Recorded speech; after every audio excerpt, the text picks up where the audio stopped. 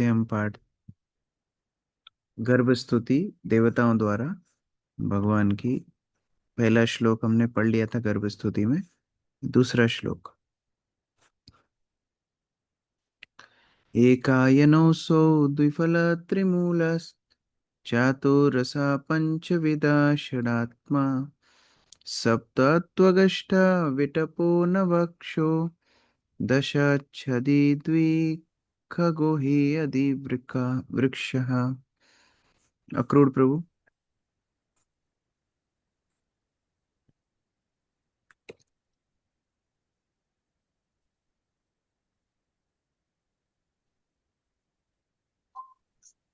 हरे कृष्णा प्रभु जी।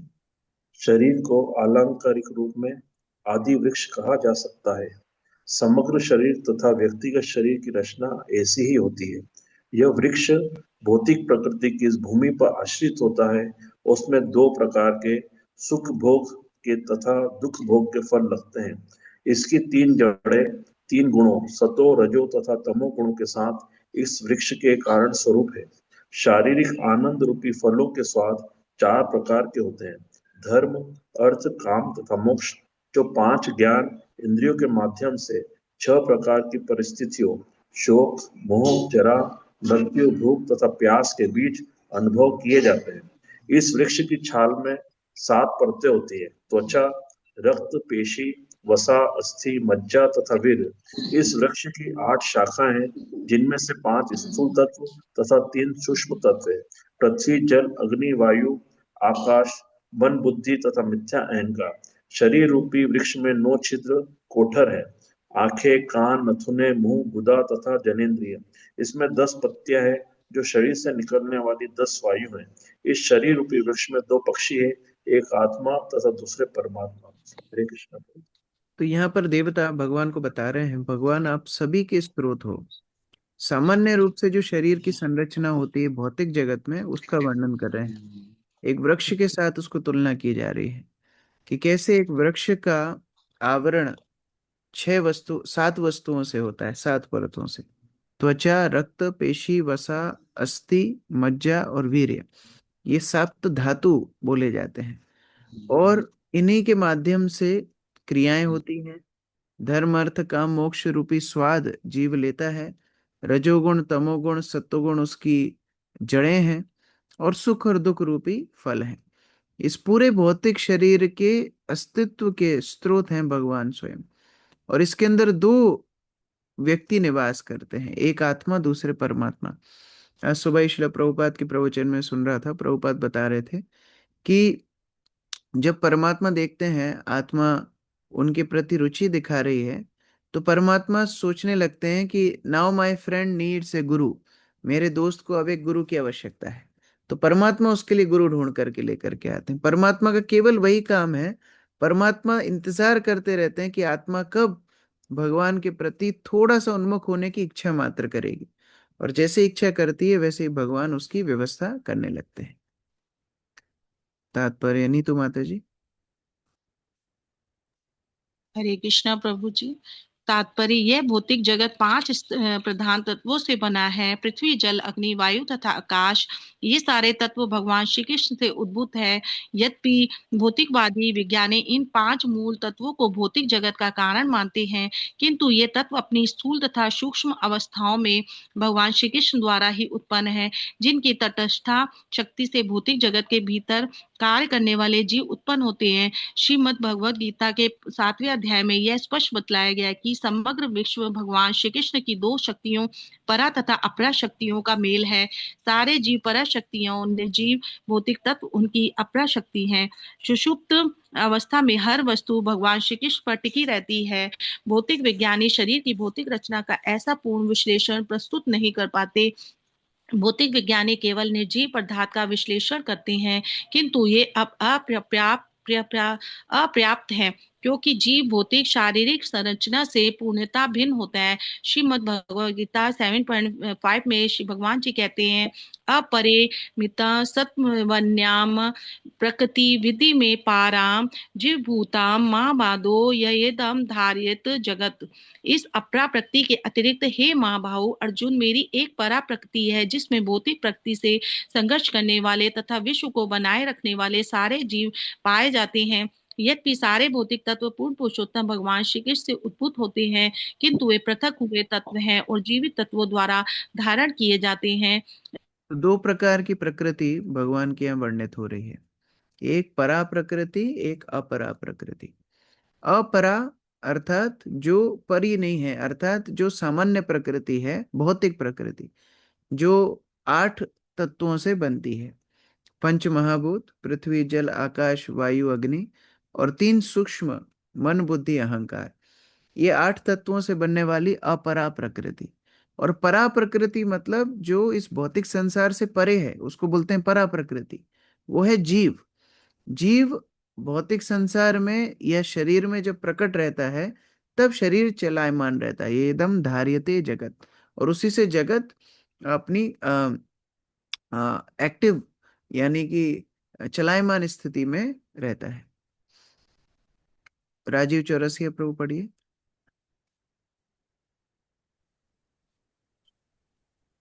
दिखग शब्द से सूचित होता है कि शरीर के भीतर के जीवित तत्व वृक्ष में बैठे दो पक्षियों के समान हैं। खा का अर्थ है आकाश तथा गा का अर्थ है गमन करने वाले, अतः दिखग शब्द दो पक्षियों का द्योतक है। इस शरीर रूपी वृक्ष में दो पक्षी अर्थात जो सजीव तत्व हैं और वे दोनों सदैव पृथक पृथक होते हैं। श्रीमद् भगवद गीता 13.3 में श्री भगवान कहते हैं, क्षेत्रज्ञम चापी माम विद्धिम सर्व क्षेत्रेषु भारत। हे भारत, तुम यह भी जान लो कि मैं सारे शरीरों का ज्ञाता भी हूँ। क्षेत्रज्ञ अर्थात शरीर का स्वामी भी खग अर्थात जीव कहलाता है। शरीर के भीतर ऐसे दो क्षेत्रज्ञ हैं, आत्मा तथा परमात्मा। व्यक्तिगत आत्मा अपने व्यक्तिगत शरीर का स्वामी है, किंतु परमात्मा सारे जीवों के शरीरों के भीतर उपस्थित रहते हैं। शारीरिक संरचना का ऐसा सम्यक विश्लेषण तथा ज्ञान वैदिक साहित्य के अतिरिक्त अन्यत्र दुर्लभ है। तो क्षेत्र ये भगवत गीता में भी 13वें अध्याय में विस्तार से बताया जाता है। तो क्षेत्र अर्थात शरीर, जिस क्षेत्र में आत्मा कार्य करती है वो शरीर है।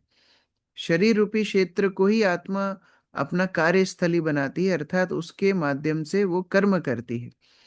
अब इस क्षेत्र को जानने वाले को बोलते हैं क्षेत्रज्ञ, जो यहाँ पर बता रहे हैं क्षेत्रज्ञ। ये क्षेत्रज्ञ दो प्रकार के होते हैं, ज्ञ अर्थात जानने वाला, क्षेत्रज्ञ मतलब क्षेत्र को जानने वाला। अब क्षेत्र को जानने वाला दो प्रकार का होता है, आत्मा और परमात्मा। अपने शरीर के विषय में हम जानते हैं, अर्थात हम अपने शरीर के क्षेत्रज्ञ हैं। जैसे मान लो कोई चोट होती है, हमको दर्द महसूस होता है, दूसरे का दर्द हमको महसूस नहीं होता, हमारे शरीर का दर्द हमको महसूस होता है, हमारे शरीर का सुख दुख हमको अनुभव होता है। तो हमारे क्षेत्र की जानकारी रखने के कारण हम हमारे क्षेत्र के ज्ञ हैं, अर्थात क्षेत्रज्ञ हैं। और दूसरा क्षेत्रज्ञ भी है जो है भगवान परमात्मा, वो भी हमारे शरीर की पूरी स्थिति को जानते हैं। जितना हम नहीं जानते उससे ज्यादा जानते हैं। और तो और सारे क्षेत्रों के ज्ञाता हैं भगवान। तो वो समग्र सारे शरीरों के ज्ञाता होने के कारण वो पूर्ण क्षेत्रज्ञ हैं। हम हैं अणु क्षेत्रज्ञ, वो हैं विभू क्षेत्रज्ञ।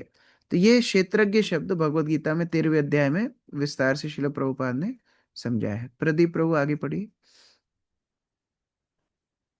जब दो पक्षी किसी वृक्ष में प्रवेश करते हैं तो मूर्खतावश कोई यह सोच सकता है कि दोनों पक्षी एक हो गए हैं या वृक्ष से तदाकार हो गए हैं, किंतु वास्तव में ऐसा होता नहीं है।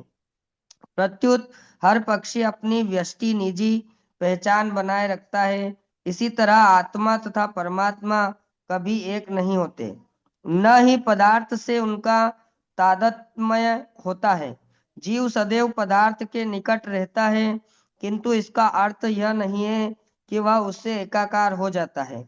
असंगो हायम पुरुषा, यद्यपि भौतिक विज्ञानी जीव तथा अजैव या जड़ तथा चेतन को गलती से मिला जुला मानते हैं। अभी वैदिक देखिए, ज्ञान जो जो नास्तिकवादी हैं या जो साइंटिस्ट हैं या फिर जो कर्मी जन हैं, वो तो ये भी मान लेते हैं कि आत्मा है ही नहीं, अर्थात हमारे अस्तित्व को शरीर के साथ एक मान लेते हैं।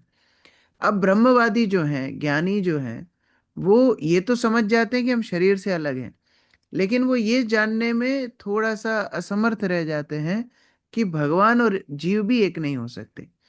एक तो है सबसे निम्नतर व्यक्ति जो ये सोच रहा है आत्मा शरीर सब एक ही बात है, शरीर मर जाएगा तो आत्मा भी खत्म हो जाएगी, हमारा अस्तित्व भी खत्म हो जाएगा। ये तो एकदम निम्नतर स्तर का ज्ञान है। उससे ऊपर का ज्ञान क्या है, जहां व्यक्ति ये तो समझ जाता है कि शरीर और आत्मा कभी एक नहीं हो सकती। आत्मा चिन्मय तत्व है, शरीर भौतिक तत्व है, परा प्रकृति अपरा प्रकृति एक नहीं हो सकती। ये हमेशा जानना ज्ञानी का काम है। लेकिन भक्त इससे ऊपर है, भक्त ये भी समझ जाता है, हाँ अपरा और परा प्रकृति एक नहीं हो सकती, उसी तरह पुरुष और प्रकृति भी एक नहीं हो सकते। भगवान प्रकृति के स्रोत हैं, तो जीव भगवान नहीं बन सकता। ये सर्वश्रेष्ठ ज्ञान है। तो एक ज्ञान शरीर और आत्मा के बीच में पृथकता, एक ज्ञान भगवान और जीव के बीच में पृथकता। और जब ये तीनों के बीच में अंतर समझ में आता है तो उसको बोलते हैं एमएससी। एमएससी मतलब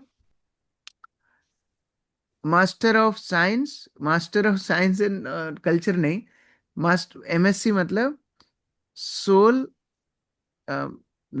M for material energy, S for spiritual energy, C for controller of both. MSc material energy मतलब अपरा प्रकृति, स्पिरिचुअल एनर्जी मतलब परा प्रकृति, सी मतलब कंट्रोलर ऑफ बोथ परमात्मा। तीनों अलग अलग हैं, भौतिक शरीर, आत्मा और परमात्मा, तीनों के बीच का भेद समझना ये पूर्ण ज्ञान है। वीर प्रसाद प्रभु पढ़िए। हरे कृष्ण। वैदिक ज्ञान को बंदी बनाकर अथवा गुप्त रखा गया है, किंतु हर व्यक्ति को इसे यथार्थ रूप से समझने की आवश्यकता है। अज्ञान की आधुनिक सभ्यता केवल शरीर का विश्लेषण करने में व्यस्त है, अतः लोग इस गलत निष्कर्ष को प्राप्त होते हैं कि शरीर के भीतर की जीवनी शक्ति किन्हीं भौतिक अवस्थाओं के परिणाम स्वरूप उत्पन्न होती है। लोगों को आत्मा विषय कोई जानकारी नहीं है, किंतु इस श्लोक में पूरी पूरी व्याख्या दी हुई है कि जीवनी शक्तियां दो हैं, द्विखग आत्मा तथा परमात्मा। परमात्मा हर शरीर में उपस्थित है। ईश्वरः सर्वभूतानां हदेश्वर अर्जुना तिष्ठति, जबकि व्यक्तिगत आत्मा केवल अपने ही शरीर में देही स्थित है और एक शरीर से दूसरे में स्थानांतरण करता रहता है। हरे कृष्ण। अभी बता रहे हैं भगवान आप एकमात्र ये सारी परा अपरा सारी शक्तियों के स्रोत हैं।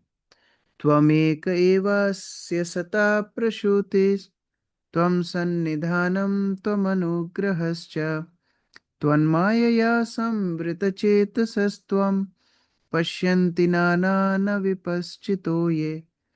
ब्रजेश प्रभु। हे प्रभु, आप ही कई रूपों में अभिव्यक्त इस भौतिक जगत रूपी मूल वृक्ष के प्रभावशाली कारण स्वरूप है।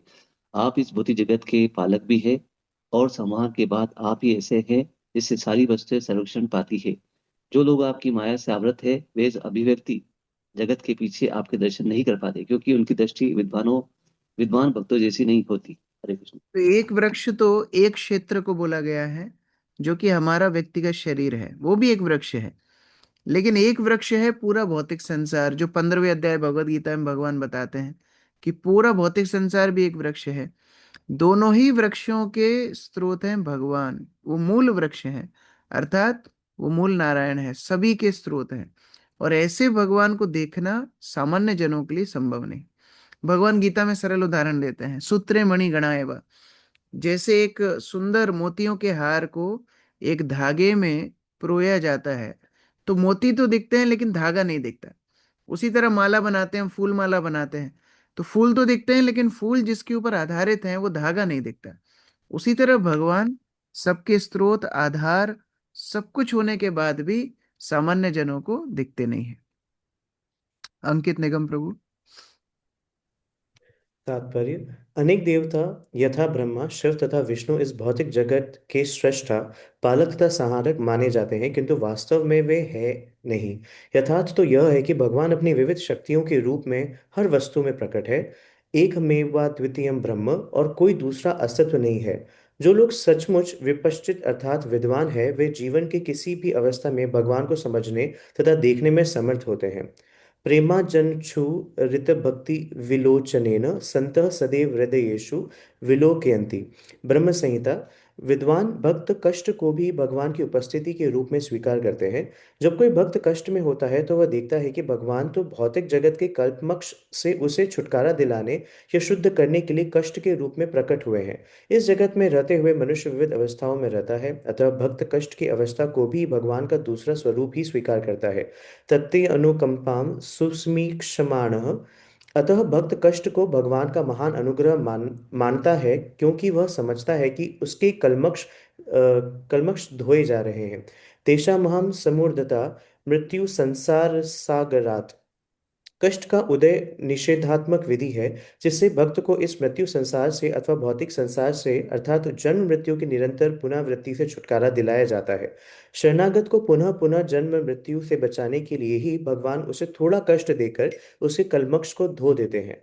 अभक्त इसे नहीं समझ सकता, किंतु भक्त विपश्चित अर्थात विद्वान होने के कारण इसे देख सकता है, इसलिए अभक्त कष्ट में परेशान हो जाता है, किंतु भक्त इस कष्ट को भगवान का दूसरा रूप जानकर स्वागत करता है। सर्वम खलिविदम ब्रह्म। भक्त वास्तव में देख सकता है कि भगवान के अतिरिक्त अन्य कोई दूसरी सत्ता नहीं है। एकमेवाद्वितीयम। भगवान केवल एक है जो अपने को विभिन्न शक्तियों के रूप में प्रस्तुत करता है, और जिन्हें कितना व्यवहारिक शिक्षा प्रभुपाद यहाँ पर दे रहे हैं। प्रेमांजन छुरित भक्ति विलोचनेन, जिनके अंजन अर्थात जिनकी आंखें प्रेम से भरी हुई हैं वो भगवान का दर्शन कर पाते हैं। और कैसे दर्शन करते हैं? हर स्थिति के मूल भगवान को जानते हैं, सर्व कारण कारणम भगवान को समझते हैं। अर्थात अपने जीवन में कष्ट भी आएंगे तो भक्त तो भगवान का ही उधर आश्रय ढूंढेगा, भगवान का ही उधर आयोजन देखेगा, भगवान को ही उपस्थित देखेगा। हर परिस्थिति में भगवान का अनुभव करना भगवान की सर्वव्यापकता को देखने का एक नमूना है। जो व्यक्ति प्रतिकूल परिस्थिति में भगवान को नहीं देख सकता उसका साक्षात्कार पूर्ण नहीं है कि भगवान हर स्थिति में है या हर वस्तु के मूल है। इसलिए भक्त लोग कभी कंप्लेन नहीं करते, भक्त लोग कभी दुखी नहीं होते, वो निराश नहीं होते, वो कभी स्ट्रेस में नहीं जाते। क्यों? क्योंकि भगवान अगर सारी वस्तुओं के कारण है तो उनके जीवन में जो कुछ हो रहा है भगवान की कृपा है। तो ये बड़ा व्यवहारिक शिक्षा प्रभुपाद यहाँ पर दे रहे हैं। आगे पढ़िए घनश्याम प्रभु।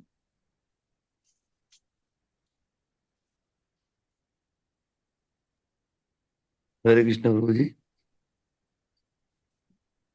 हम्म। जिन्हें असली ज्ञान नहीं है वे सोचते हैं कि ब्रह्मा सृष्टा है, विष्णु पालक है और शिव संहार करता है और विभिन्न देवतागण विविध कार्यों की पूर्ति के निमित्त हैं।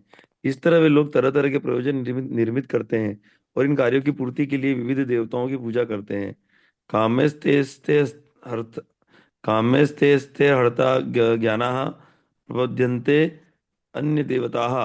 किंतु भक्त जानता है कि विविध देवता भगवान के ही अंग हैं और इन अंशों के पूजे जाने की कोई आवश्यकता नहीं है।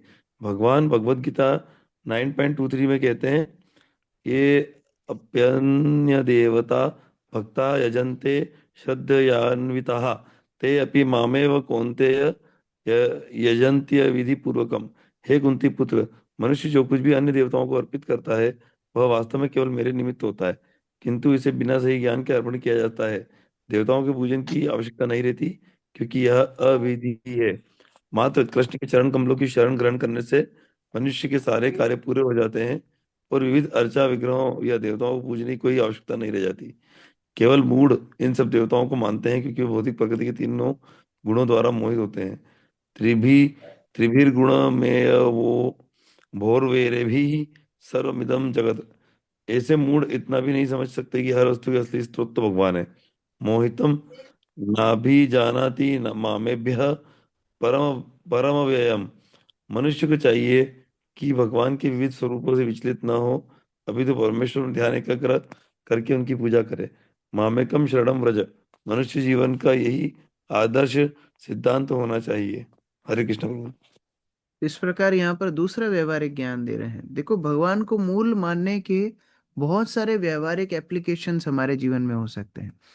एक तो प्रभुपाद ने ऊपर बताया कि हर परिस्थिति में भगवान को देखना।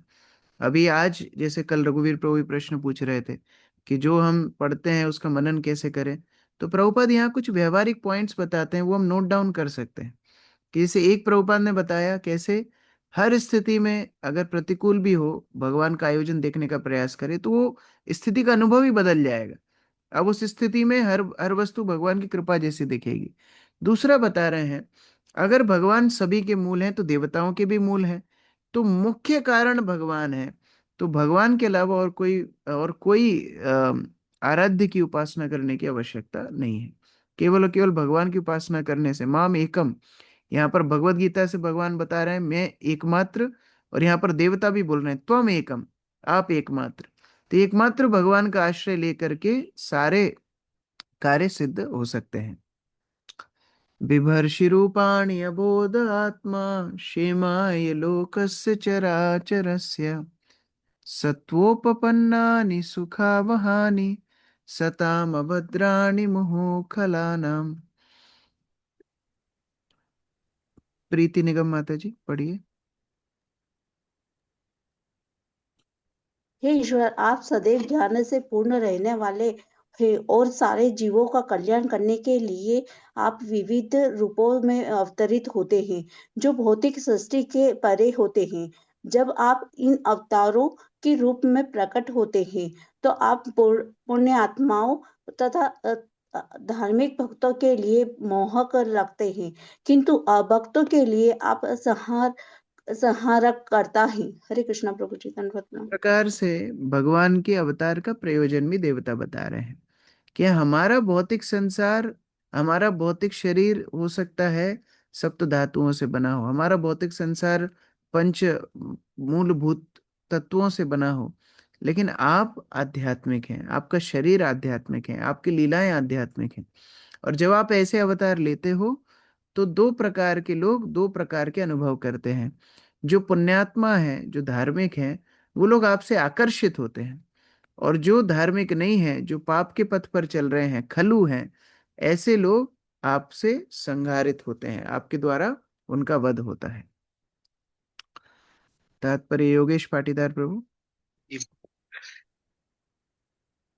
इस श्लोक में बताया गया है कि भगवान पुनः पुनः क्यों अवतरित होते हैं। भगवान के सारे अवतार अलग अलग कार्य करते हैं, किंतु उनका एक प्रधान कार्य होता है कि भक्तों की रक्षा और दुष्टों का संहार।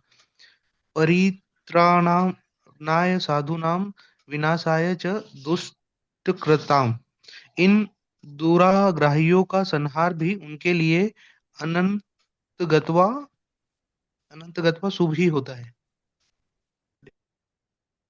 त्वयि अम्बुजाक्षाखिल सत्त्वधाम्नि समाधिनावेशितचेतसैके त्वत्पादपोतेन महत्कृतेन कुर्वन्ति गोवत्सपदं भवाब्धिम्।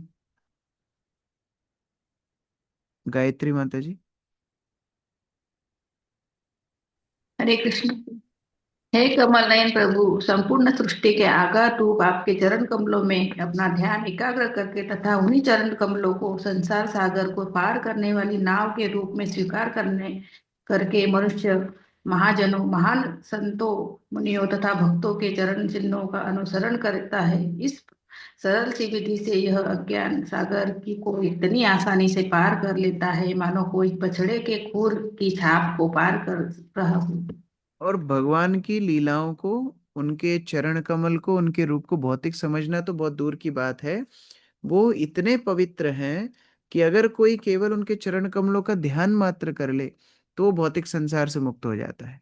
और ऐसा नहीं है कि अभी से शुरू हो रहा है। देवतागण बोल रहे हैं पूर्व में बहुत महाजन, बहुत संत, बहुत मुनि, बहुत भक्त लोग ऐसे आपके चरणों का ध्यान करके भौतिक संसार को पार कर गए हैं।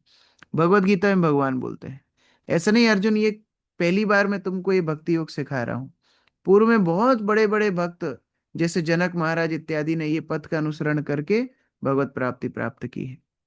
तो उसी प्रकार से यहाँ पर देवतागण भगवान के आध्यात्मिक गुणों का वर्णन कर रहे हैं। कितने पवित्र उनके चरण हैं, कोई भी अगर उनका आश्रय लेगा भौतिक बंधन को प्राप्त पार कर जाएगा, उसको कोई भी बंधन बांध करके नहीं रख सकता। रघुवीर प्रभु पढ़िए। हरे कृष्णा। तात्पर्य: जीवन का असली उद्देश्य बारंबार जन्म मृत्यु के अज्ञान सागर को पार करना है, किंतु अज्ञान के अंधकार में रहने वाले इस उद्देश्य को नहीं जानते। उल्टे वे भौतिक प्रकृति की तरंगों द्वारा बहा ले जाने के कारण प्रकृते क्रियमाणानि गुणे कर्माणि सर्वश बारंबार जन्म मृत्यु के कष्टों को झेलते रहते हैं। मृत्यु संसार वर्तमनि। किंतु जिन व्यक्तियों ने भक्तों की संगति से ज्ञान प्राप्त कर लिया है, वे महाजनों महत्कृतेन अनुसरण करते हैं। ऐसे लोग अपने चित्त को भगवान के चरण कमलों पर केंद्रित करते हैं और नवदा भक्ति में से एक या अधिक को श्रवणम कीर्तनम विष्णु स्मरणम पाद सेवनम ग्रहण करते हैं। केवल इसी विधि से मनुष्य अज्ञान के दुर्लभ सागर को पार कर सकता है। प्रकार भक्ति से चाहे दो वस्तु, दो स्थिति है। जीव भगवान को भूल जाएगा भौतिक संसार में, वो मृत्यु संसार वर्तमानी बार बार जन्म मृत्यु के चक्र में कष्ट भोगता रहेगा। और अगर भगवान के चरणों का आश्रय ले लेगा नवदा भक्ति के द्वारा, तो ये भौतिक संसार से पार हो जाएगा। अर्चना माता जी, नींद आ रही है? भक्ति चाहे जिस रूप में हो शक्तिशाली होती है। श्री विष्णु श्रवणे परीक्षित अभवद व्यास की कीर्तने भक्ति रसामृत सिंधु। इस श्लोक के अनुसार महाराज परीक्षित अपने मन को भगवान के नाम गुण तथा लीलाओं के श्रवण में एकाग्र करने के कारण मुक्त हुए। इसी तरह सुखदेव गोस्वामी भी केवल भगवान के गुणगान से तथा श्री कृष्ण के ही विषय में प्रवचन करके मुक्त बने, जिससे संपूर्ण श्रीमद् भागवतम की रचना हुई। कोई भी व्यक्ति भगवान के सख्य, भगवान की सखा भाव से भक्ति द्वारा भी मुक्त हो सकता है। भक्ति में ऐसी शक्ति है, जैसा कि भगवान के अनेक शुद्ध भक्तों द्वारा प्रस्तुत किए गए दृष्टांतों से हम सीखते हैं। स्वयंभूर्नारदः शंभुकुमार कपिलो मुनि प्रहलादो जनको भीष्मो बलिर्व्यासकी वर्यम। हमें ऐसे ही भक्तों के चरण चिन्हों का अनुसरण करना है, क्योंकि इस एक सरल विधि से ही मनुष्य अज्ञान के सागर को उसी तरह से पार कर सकता है जिस तरह बछड़े के खुर से उत्पन्न एक छोटे चिन्ह को। यहाँ पर सामान्यतः भगवान लोग चुनौती देते हैं, भगवान को किसी ने देखा है क्या, भगवान को किसी ने प्राप्त किया है क्या? उसका उत्तर यहाँ देवतागण दे रहे हैं। हाँ, बहुत लोगों ने, बहुत मुनियों ने, बहुत संतों ने, बहुत साधुओं ने भगवान को प्राप्त किया है, उनको देखा है, उनके चरण कमलों का स्मरण करके भौतिक बंधन से मुक्त हो गए हैं। उनको महाजन बोलते हैं। श्रवण मात्र करके परीक्षित महाराज, कीर्तन मात्र करके सुखदेव गोस्वामी, इस तरह द्वादश महाजनों का नाम भी यहाँ पर प्रभुपाद लिख रहे हैं। भगवान शिव, ब्रह्मा जी, नारद मुनि, चतुष कुमार, कपिल देव, प्रहलाद, जनक महाराज, भीष्म, बलि महाराज, कितने सारे उदाहरण हैं। तो ये सभी भगवान को प्राप्त किए हैं। तो अगर कोई व्यक्ति इस पथ को गंभीरता से पालन करेगा, भगवान को प्राप्त कर जाएगा। देखो कितने स्वतंत्र मार्ग हैं, कर्म है, ज्ञान है, योग है, उपासना है, कर्म कांड है, बहुत कुछ है, लेकिन बिना भक्ति के वो अपूर्ण है। और भक्ति यद्यपि हो सकता है किसी को कठिन लग रही हो, इन सभी मार्गों में सबसे सरल है। और भक्ति किए बिना भगवान मिलेंगे नहीं। तो अगर कोई बुद्धिमान होगा, थोड़ा विचार भी करेगा, तो वो ये समझ पाएगा कि अगर मुझे अंततः भक्ति करनी ही है, चाहे इस जन्म में करूं, चाहे सैकड़ों जन्म बाद करूं, बिना भक्ति के भगवान को मैं प्राप्त नहीं कर सकता, तो क्यों ना मैं अभी उसका अवसर अच्छे से उठा लूं। भक्ति किए बिना तो भगवान को प्राप्त कर नहीं पाएगा। तो भक्ति को अच्छे से अनुसरण अगर अभी कर लेगा, तो भगवान को प्राप्त कर जाए। कई बार लोग बोलते हैं ना, देखो ये काम तो करना ही है, आज नहीं तो 100 साल बाद हो, तो अभी क्यों नहीं कर लिया जाए, है ना। कई बार लोग रजिस्ट्री नहीं करवाते हैं जमीन की, तो फिर उनको बोला जाता है देखो आज रजिस्ट्री नहीं करवाओगे, रजिस्ट्री तो करवानी पड़ेगी, नहीं तो तुम्हारी जमीन पे कोई भी कब्जा कर लेगा। तो आज नहीं करवाओगे तो ये जमीन के जितने दाम बढ़ते जाएंगे, उसी अनुपात में तुमको रजिस्ट्री का पेमेंट करना पड़ेगा। तो आज तुमको महंगी लग रही है, लेकिन 10 साल बाद और महंगी लगेगी, तो उससे अच्छा आज ही रजिस्ट्री करवा लो। उसी तरह भक्ति है। आज भक्ति कठिन लग रही है, हो सकता है जब करना कठिन लग रहा है, या जो भी भक्ति क्रिया है, श्रवण कीर्तन आज कठिन लग रहे हैं, लेकिन बिना भक्ति के भगवान प्राप्त नहीं होंगे। 1000 साल बाद और भक्ति कठिन लगेगी। तो इससे अच्छा अभी इसी जीवन में भक्ति का अनुसरण करके शुद्ध भक्त बन के भगवान के चरणों का ध्यान किया जाए, और चरणों का आश्रय लेकर के भगवत धाम पहुंच जाया जाए, या फिर भौतिक संसार से मुक्त हो सकते हैं भक्त लोग। किशोरी माता जी पढ़िए। हरे कृष्णा प्रभु जी, दंडवत प्रणाम। भक्ति चाहे जिस रूप में हो शक्तिशाली होती है। श्री विष्णु श्रवणे परिषद अभवत व्यवसायिक कीर्तने भक्ति next Rasamrita paragraph, next next paragraph. यहाँ पर भगवान को हाँ अंबुजा। सॉरी यहाँ पर भगवान को अंबुजाक्ष अर्थात कमल नेत्र कहा गया है। भगवान के कमल कमल जैसे नेत्रों को देखकर मनुष्य इतना तुष्ट हो जाता है कि वह अन्य किसी वस्तु की ओर अपनी दृष्टि उठाना नहीं चाहता। भगवान के दिव्य स्वरूप को देख करके ही भक्त अपने हृदय में स्थित भगवान में तल्लीन हो जाता है। यह तल्लीनता ही समाधि कहलाती है। ध्यानावस्थिता तद्गतेन मनसा पश्यन्ति यम योगिनाम। भागवत 12.13.1। योगी भगवान के विचारों में लीन रहता है क्योंकि उसके हृदय में स्थित भगवान के चिंतन के अतिरिक्त उसके पास कोई अन्य कार्य नहीं रहता, कहा भी गया है। समाश्रिता ये पदपल्लम महत्पदम पुण्यशो मुरारे भवाम्बुधि वर्त्सपदम परम पदम पदम पदम यत विपदाम न तेषाम। जिसने उन भगवान के चरण कमल रूपी नौका ग्रहण कर ली है, जो संसार के आश्रय है और मूर राक्षस के शत्रु मुरारी नाम से विख्यात है, उसके लिए भव सागर बछड़े की खुर में भरे हुए जल के समान है। उसका लक्ष्य परम पदम अर्थात वैकुंठ है। जानो तो भौतिक क्लेश है और न पग पग पर विपदा है। भागवत 10.14.58। भगवान ब्रह्मा तथा शिव जैसे महाजनों ने स्वयंभू नारदा शंभु इस विधि की संस्तुति की है। अतः अज्ञान को लागने के लिए हमें इसी विधि को ग्रहण करना चाहिए।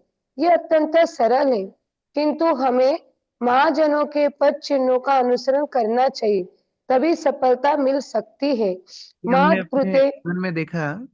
एक्चुअली हम लोग जब राघोगढ़ में रहते थे, बहुत छोटे में, तो वहाँ पर रोड डली थी पहली बार, सीमेंटेड रोड। तो उसके पहले कच्ची रोड थी। तो सीमेंटेड रोड जब डली थी तो उसके ऊपर ना कुछ जानवर, कुत्ते हो बकरी हो, वो चल करके चले गए गीली रोड में।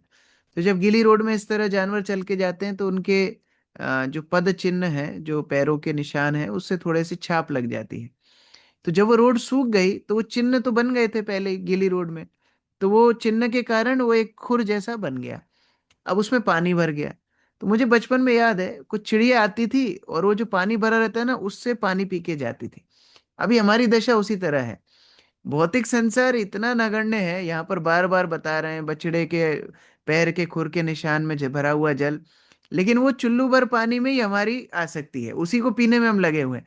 उसको पार करने का नहीं विचार कर रहे हैं, उससे पानी पीने का कर रहे हैं। और फिर क्या होता है, वही चुल्लू भर पानी में हम डूब मरते हैं। संसार वर्तमनी, बार बार वही जन्म मृत्यु जरा व्याधि, जन्म मृत्यु जरा व्याधि चलती रहती है।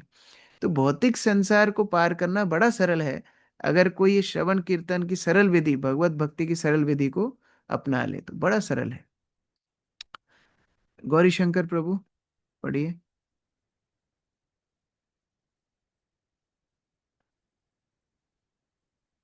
प्रभु जी कहाँ से पढ़ना बता दे, थोड़ा सामान दे रहा था।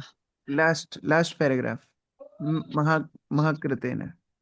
अ, महाकृतन शब्द के विषय में यह भी महत्वपूर्ण बात है कि बड़े बड़े भक्तों द्वारा दिखलाई गई विधि केवल उन्हीं के लिए नहीं अपितु अन्यों के लिए भी होती है। जो वस्तुओं को इस तरह सरल बनाते हैं, उससे न केवल उन्हीं की अपितु अनुसरण करने वालों को भी आसानी होती है। इस श्लोक में अज्ञान सागर को पार करने के लिए जो विधि बतलाई गई है, वह न केवल एक भक्त के लिए है, अपितु भक्त का अनुसरण करने वाले किसी भी सामान्य व्यक्ति के लिए भी आसान है। महाजनो यानी गत च पंथा। और जो महान भक्त हैं उनका एक गुण होता है, महान भक्त हमेशा ये सोचते हैं कि हो सकता है हमारे लिए भगवान को प्राप्त करना कठिन हुआ हो, लेकिन हमारे बाद जो आएंगे उनके लिए कठिन नहीं होना चाहिए, उनके लिए हम सरल बना करके जाएंगे। और इसलिए आप देखिए आचार्य लोग इतनी अनुकंपा रखते हैं, वो इतनी सारी पुस्तकें लिखते हैं, प्रवचन देते हैं। उनका एकमात्र उद्देश्य क्या होता है, हमने बड़ी कठिनाई से भगवान को प्राप्त किया, लेकिन बाकी जो बाद में लोग आएंगे वो सरलता से भगवान को प्राप्त कर जाए। इसीलिए जो नाव में बैठ करके शुद्ध भक्त भगवत धाम जाते हैं, ऐसा विचार है, वो नाव को वापस भेज देते हैं। क्यों? जिससे वो नाव और भी लोगों को ला सके, वो रास्ता साफ करके हमारे लिए जाते हैं। एक और उदाहरण आता है पगडंडी का। जंगल में जब कोई व्यक्ति रास्ता निकालता है चल के जाने के लिए, कोई गांव तक पहुंचने के लिए, तो पहली बार जो व्यक्ति उस रास्ते से चल करके जाता है उसको बड़ी कठिनाई होती है, क्योंकि उसको कई वृक्षों को हटाना पड़ता है, कई लताओं को साफ करना पड़ता है। वो एक बार चल करके जाता है तो थोड़ा रास्ता बनता है, फिर दूसरा व्यक्ति चल करके जाता है तो और रास्ता बनता है। बार बार उस रास्ते से अलग अलग लोग चल के जाते हैं, अब पगडंडी बन जाती है। अब सामान्य सा व्यक्ति भी जिसको रास्ता नहीं मालूम, उस पगडंडी को पकड़ करके वो अपने गंतव्य तक पहुंच जाता है। ये भक्तों की अनुकंपा होती है। तो हमारे आचार्यों ने कितना विचार किया, विशेषतः श्री चैतन्य महाप्रभु के अनुयायी जैसे षड गोस्वामीगण, वो सोच सोच करके लिख रहे हैं कि भक्तों को आगे क्या समस्याएं हो सकती हैं। तो उपदेशामृत ग्रंथ लिखा, भक्ति रसामृत सिंधु ग्रंथ लिखा, कितने सारे नारायण चक्रवर्ती, विश्वनाथ चक्रवर्ती, इन सब ने सोच सोच करके, हाँ भक्तों को ये आगे दिक्कत आई। विश्वनाथ चक्रवर्ती ठाकुर माधुर्य कादम्बनी लिखते हैं कि किस किस स्तर से होके भक्त जाएंगे, क्या क्या उनको समस्याएं आएंगी, कैसे कैसे उन समस्याओं से वो पार करेंगे। ये सारे विचार बाद में भक्ति विनोद ठाकुर, भक्ति सिद्धांत सरस्वती विचार करते हैं कि अरे एक संस्था की भी आवश्यकता है, नहीं तो घर में बैठ करके भक्त लोग भजन नहीं कर पाएंगे, तो संस्था रहेगी तो और अच्छे से भजन होगा। फिर शिला प्रभुपाद आते हैं और इसको सरल करते हैं, देश देश में, ग्राम ग्राम में, अलग अलग भाषाओं में, जिससे हर व्यक्ति इन शिक्षाओं को समझ सके। कितना सरल करके जाते हैं, है ना। जैसे मैं राधानाथ स्वामी महाराज का एक पास टाइम सुन रहा था। वो जब ब्रह्मचारी थे तो वो मंदिर में जो भी ऐसी चीजें होती थी जिससे भक्तों को बहुत कठिनाई होती थी, उसको लिख लेते थे। इसलिए नहीं लिखते थे कि बाद में मैं देखूंगा इन सबको, जिन जिन ने मुझे कष्ट पहुंचाया मैं बदला लूंगा, ऐसा नहीं विचार था। वो इसलिए लिखते थे कि अगर भगवान कभी मुझे ऐसी सेवा देंगे कि मुझे कोई समुदाय का नेतृत्व करना पड़े, तो मैं सुनिश्चित करूंगा कि ये असुविधाएं भक्तों को ना हो।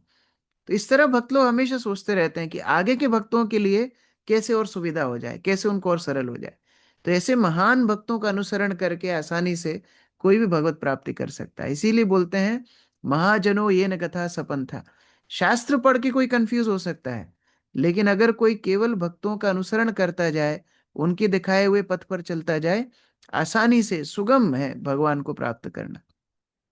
तो बहुत सुंदर प्रार्थनाएं यहाँ देवतागण कर रहे हैं और प्रभुपाद बहुत सुंदर तात्पर्य दे रहे हैं।